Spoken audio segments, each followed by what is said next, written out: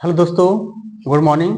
आज हम लोग देखेंगे क्लास 10 का मैथ का सबसे बेसिक चैप्टर परिमेय संख्या और अपरिमेय संख्या, जो आपको 2025 के एग्जाम में हर हालत में दो ऑब्जेक्टिव आपको बीच देखने को मिलेगा। तो फटाफट हमारे चैनल को आप लोग सब्सक्राइब कर दीजिए। तो हम लोग सबसे पहले देखेंगे आज क्लास 10 का सबसे इम्पोर्टेंट क्वेश्चन देखेंगे, जो होता है ऑब्जेक्टिव में आएगा क्लास 10 का परिमेय और अपरिमेय संख्याएं। देखिए, परिमेय संख्या और अपरिमेय संख्या आखिर दोनों होता क्या है। तो सबसे पहले समझेंगे परिमेय। आखिर परिमेय संख्या होता क्या है, परिमेय संख्या। और दूसरा हम लोग समझेंगे अपरिमेय संख्या।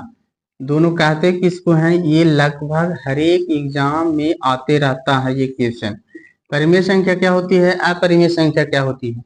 तो आपको हर एक एग्जाम में मैथ का जो सिलेबस होता है, या तो क्लास 10 का 9, 11, 12 एसएससी जीडी का जो भी एक्स्ट्रा एग्जाम हो, तो लगभग सारा एग्जाम में रेशनल नंबर और इरेशनल नंबर से क्वेश्चन हर एक वर्ष पूछते रहता है।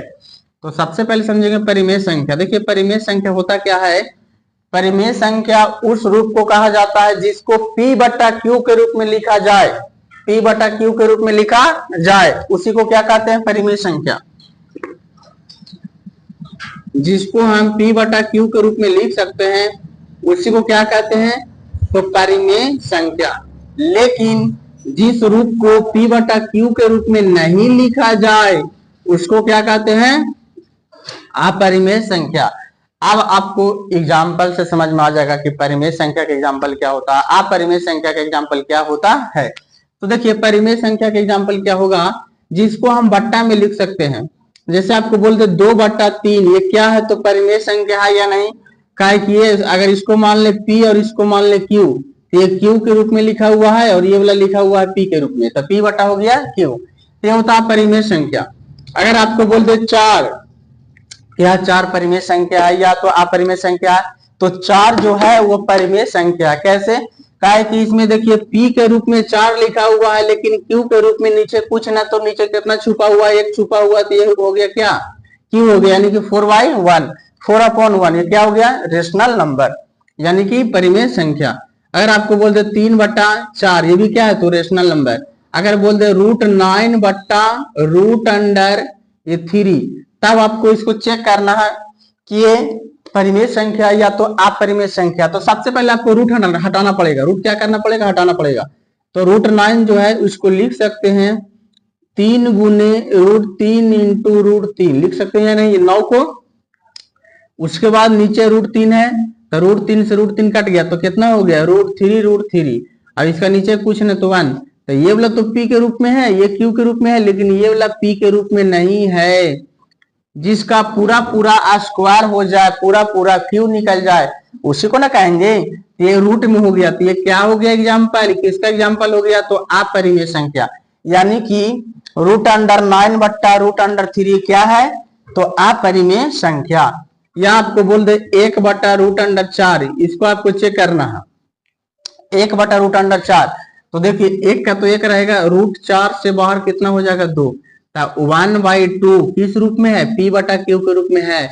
यानी कि सिंपल समझिए, जी जो रूट में रहता है वो कभी परिमेय संख्या नहीं कहलाता है, और जो रूट में रहता है उसी को क्या कहा जाता है, अपरिमेय संख्या। तो 1/√4 देखे में लग रहा है रूट में, लेकिन ये रियल में रूट में नहीं है, ये क्या हो जाएगा, रूट से बाहर हो जाएगा, तो 1/2 हो जाएगा। तो 1/2 क्या हो जाएगा, ये परिमेय संख्या। और आपको एग्जाम्पल्स बताते हैं। 3/4 क्या है, यहाँ देखिए 3/4 लिखा हुआ है। चलिए 13 कहते हैं, 13/4। तो 13/4 क्या होगा, तो 13 हो गया P के रूप में, और 4 क्या हो गया, तो Q के रूप में। तो जिसको हम P बटा Q के रूप में लिख सकते हैं उसी को क्या कहते हैं, तो परिमेय संख्या। यानी कि ये हो गया रेशनल नंबर और ये हो गया इरेशनल नंबर, परिमेय संख्या और अपरिमेय संख्या।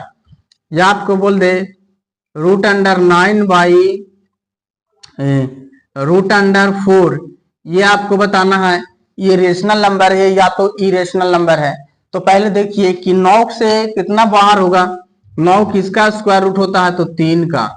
और 4 से बाहर कितना होगा, 2, तो 3/2 किस रूप में है, P बटा Q के रूप में है। तो 3/2 हो गया तो क्या हो गया, परिमेय संख्या।